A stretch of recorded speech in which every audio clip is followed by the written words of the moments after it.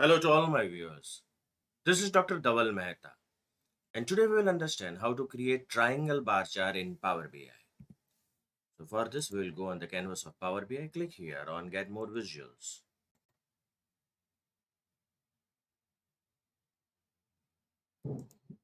Click on Comparison. Activate the triangle bar chart.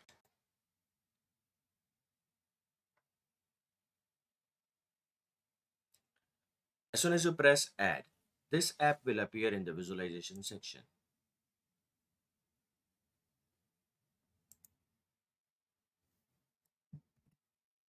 You can see here. Click on it. Now in the category, pick up the category, and in the measured data, pick up the profit. Activate the focus mode.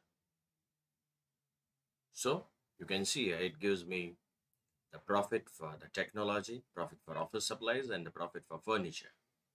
So naturally, the profit of technology is more than the office supplies. So this is how you can create the triangle bar chart in Power BI.